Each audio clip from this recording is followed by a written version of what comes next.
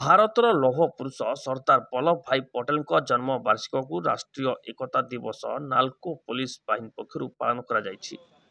ରାଷ୍ଟ୍ରୀୟ ଏକତା ଦିବସ ହେଉଛି ଭାରତର ଏକତା, ଅଖଣ୍ଡତା ଏବଂ ଜାତୀୟ ସଂହତିର ପ୍ରତୀକ। ଏହି ଉପଲକ୍ଷେ ସମସ୍ତ ଥାନାରେ ରାଷ୍ଟ୍ରୀୟ ଏକତା ଦିବସ ପାଳନ କରାଯାଇଛି। ଏହି ଅବସରରେ ଏକତା ପାଇଁ ଗଣ ଦୌଡ଼ ଶୀର୍ଷକରେ ଏକ ବିଶାଳ କାର୍ଯ୍ୟକ୍ରମ ନାଲ୍କୋ ଥାନା ନିରୀକ୍ଷକ ସାମୁଲାଲ ଓରାମଙ୍କ ନେତୃତ୍ୱରେ ଆୟୋଜନ କରାଯାଇଥିଲା। ନାଲ୍କୋ ଥାନା ଛକଠାରୁ ଆରମ୍ଭ ହୋଇ ଏଫ୍ସିଆଇ ଛକ, central market, NALCO colony, township ଛକ ଦେଇ ଥାନା ପର୍ଯ୍ୟନ୍ତ ଏହି ଗଣଦୌଡ଼ ହୋଇଥିଲା। ଏଥିରେ ନାଲ୍କୋ ପୋଲିସ ବାହିନୀ ଓ ସ୍ୱେଚ୍ଛାସେବୀ ଅନୁଷ୍ଠାନ ସହ ବିଭିନ୍ନ ସଂଗଠନ ସାମିଲ ହୋଇଥିଲେ।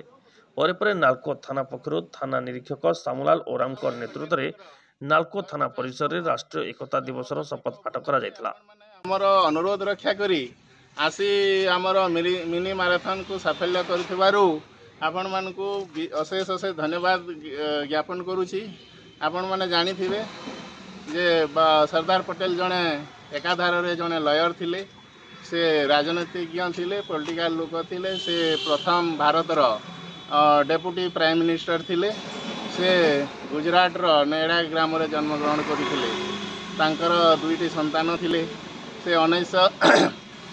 15 ଡିସେମ୍ବର 1950ରେ ତାଙ୍କର ମୃତ୍ୟୁ ହୋଇଥିଲା।